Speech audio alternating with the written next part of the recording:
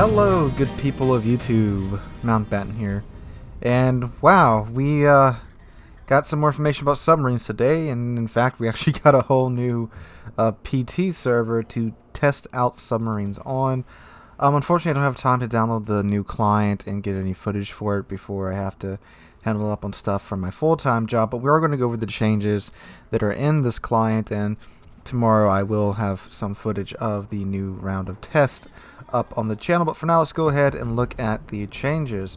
So if you want to participate in this new test, you can install the new client right now. All you have to do is go into the Wargaming Center, open up game settings, and select install additional game instance, and then select region TST in the upper left hand corner of the screen, and start the installation process by selecting the installation folder, and then you got it.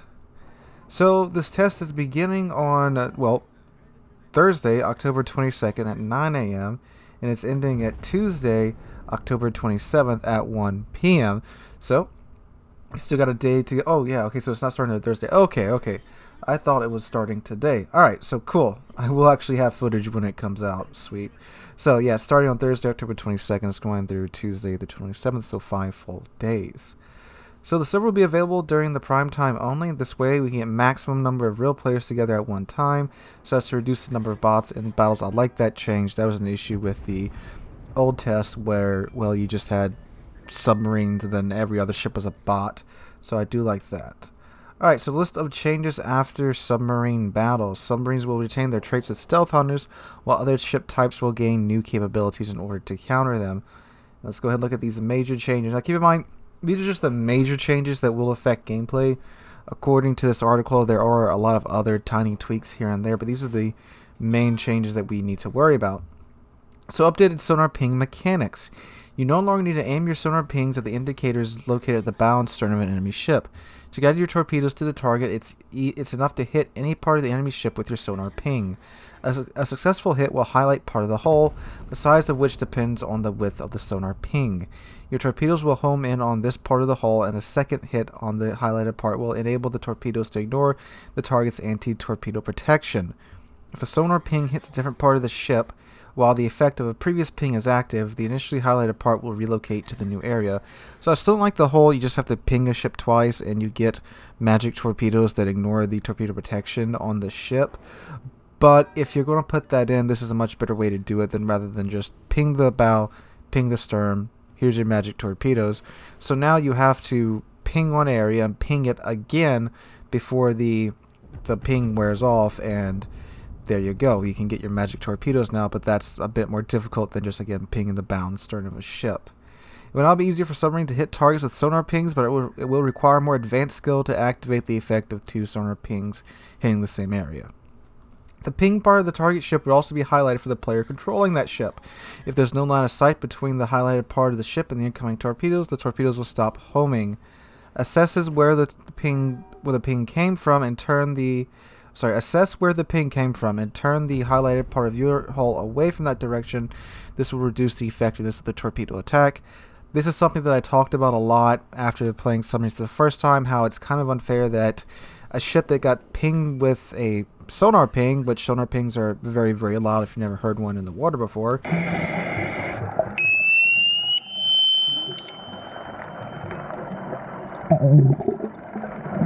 has no clue or torpedoes coming at them, where in real life it would be quite obvious that you've been pinged by sonar. And like I mentioned in the prior video talking about that, that's insanely unfair to the ship being targeted. And now they've removed that, and now you get a warning of what part of your hull has been targeted and what direction the ping came from. So they actually went a step above what I wanted them to do. And like I mentioned in the last update video, this is a very, very, very good change, and I'm very appreciative to Wargaming for adding that in. As part of the changes to the sonar ping mechanics, we've removed the ability to switch their width and speed. It's easier to use one type of sonar ping to hit the ship's hull and highlighted part than two sonar pings with different parameters.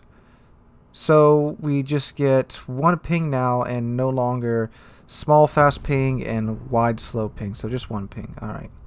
Changes to the battery mechanics. In the previous test, submarine batteries were charged while underwater when traveling at 1/4 speed, and a low battery charge didn't impose any penalties. This factor allowed submarines to operate underway continuously without any significant difficulties. Now, when a submarine is underwater, her battery charge will restore to approximately 30% of its capacity at any speed and will not be consumed while moving. When the charge is depleted to 20%, the width of sonar pings is reduced. I'm still not a big fan of that, because this is still literally allowing submarines to stay submerged the entire match.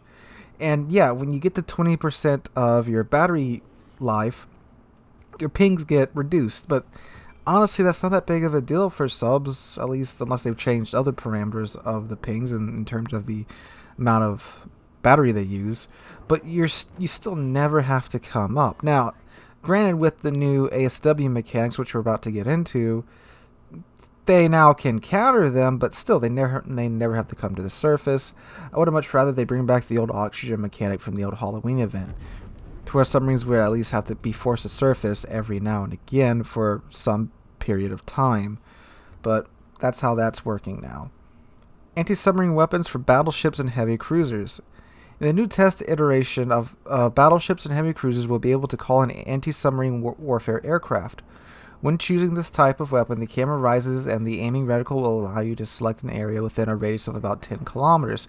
After a while, a group of aircraft will arrive and drop depth charges in this area. The charges carried by ASW aircraft gradually restore. Battleships and cruisers will be able to determine a submarine's approximate location with the help of the hydrophone at a distance of 3 to 5 kilometers. Hydrophone. Information about a submarine's approximate location received from the hydrophone of all ships will be shared with allies. The action range of destroyers' hydrophones has been increased to about 7 kilometers. This change will ease the burden of ASW efforts borne by destroyers. However, the depth charges remain the fastest and most effective way to destroy submarines. Okay, so those two factors combined, that's a huge step in the right direction, because now battleships and heavy cruisers can counter submarines, and the information that destroyers and other ships are getting for submarines will be shared with the entire fleet. That makes perfect sense and is logical. Detectability of ships from submarines. Submarines previously had too much of an advantage when confronting destroyers due to their low detectability. To balance this, the standard detectability range of a surface ship has been reduced by 1/3 for submarines. It's now harder to detect a ship from a submarine than from a high vantage point. Again, makes sense. For example, a destroyer with a 6-kilometer detectability range will be detected by a submarine at a distance of 4 kilometers. At the same time, the average visibility of a submarine on the surface is 4.5 to 5 kilometers. If the ship starts firing, the submarine will see her from a distance that's equal to this ship's firing range. Again, makes sense. Emitting sonar waves manually. The sonar wave that outlined and highlighted the underwater terrain around a submarine, which enabled players to better navigate underwater, was previously emitted automatically. These sonar waves will now be emitted by pressing the G key, and in addition to the surrounding terrain, will outline the silhouettes of ships that are located beyond the visibility distance. The submarine will receive more information about what's happening on the surface and be able to launch an attack more effectively. So, I like that you can do this manually now.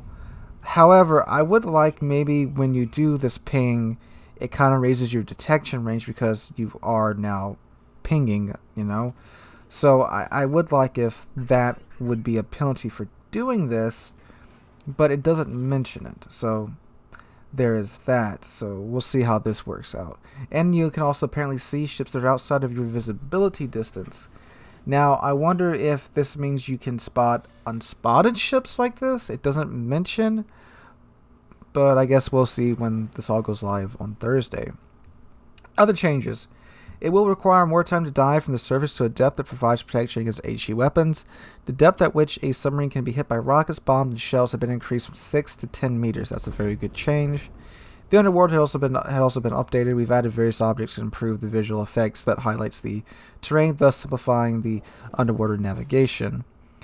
These are just the most significant changes. In addition to these, we've updated, improved, and adjusted many other elements of the gameplay, but they don't really list them there.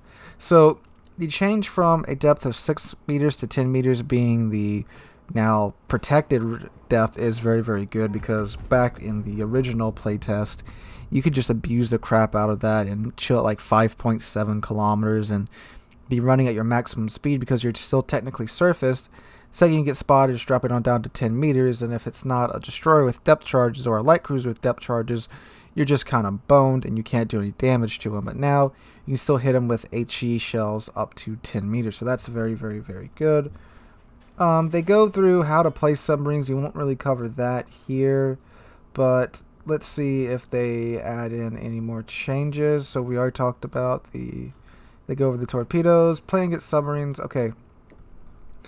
So they add in a nice little graphic here that shows the new ASW planes, and it looks even better than what was previously shown off with just the little blip that you highlight. So I'll play it right here. And those are Catalinas. Look at that. That's nice. I'll play the little GIF here while I'm talking so you can see it. So it says, one important change to the new test iteration is the ability to call an ASW aircraft for all battleships and heavy cruisers. Aoba, Pensacola, Nuremberg, Devonshire, La Gallisoneri, and Trino, you can choose that armament type by pressing 4. The camera rises and the reticle allows you to select an area with a 7-kilometer radius of the ship. Aircraft will arrive and drop depth charges in this area shortly after selecting it. Watch the hydrophone indications carefully and call an aircraft when appropriate, taking into account that some lead time will be needed before they will attack. Oh God, Russian to English, I think. But yeah, it looks very nice. And again, you can see he clicks it. It doesn't really take them that long. They show up, drop their depth charges, and so forth and so on. Looks like it's got about was that a 40-second cooldown time? Yeah, 40-second cooldown time on tier 6 ships. All destroyers and cruisers, Dallas, Bodundi, Leander, and Perth are armed with depth charges. These are capable of hitting submerged submarines. To use them, get close to the submarine, drop the depth charge by pressing G. Okay, just like before. At depths up to 10 meters, the submarine can be hit with shells, ship and airborne torpedoes, aerial bombs, and rockets. High explosive shells are the most effective shell type to deploy against submarines. They can inflict damage to a submarine even when they don't directly strike one. Falling in the sub's vicinity is enough thanks to the shell's fragmentation damage area. Both depth charges and ASW aircraft can be activated one after another, and they can be used again after their cooldown period is over. If a submarine hides at the maximum depth of more than 50 meters, the damage from the depth charge hits will be reduced but still remain quite considerable. The ping part of a ship is highlighted. That's how you can determine when a submarine where the submarine is attacking from. If there's no direct line of sight between the ping part of your ship and the incoming torpedoes, the torpedoes will no longer be guided toward the ship. Constantly change your course and turn your bow or stern to face the submarine's direction. The hydroacoustic search consumable can detect a submarine at any depth. Take part in the test and evaluate the submarine improvements for yourself. Alright, so my impressions after this is that, well, this is quite nice. It's a lot of really, really good changes that were really, really, really needed. And it really does sound like they listened to community feedback. And they've even gone above and beyond some improvements already. Like the ASW plane, that's a lot better than what was shown off before. It's a lot more developed and well thought out. And you have a lot of control over this now. And again, it gives the heavy cruisers and battleships an actual counter to submarines. Now carriers, I don't know, they don't mention if the carriers are going to get anything as well, but we will see once they come out if they do get these ASW planes at all, which, I mean, you would think a carrier would get that too, but maybe they'll just be like, you gotta depend upon your teammate for protection since carriers are already so powerful right now. But I do think they should get this ASW plane as well. So overall, again, these are changes that were very much needed. I'm very glad Wargaming seems to have been listening to us, and we are now about to get the second wave of playtesting for submarines. So with this playtest coming out in late October, I really don't think these ships are going to get added to the game before 2021. Like before, I still think maybe early 2021, February, March-ish at the earliest, and if they just, again, really want to push this out. But this is, again, only the second public test of submarines. So we'll see where this goes. So anyway, guys, let me know what you think in the comments down below.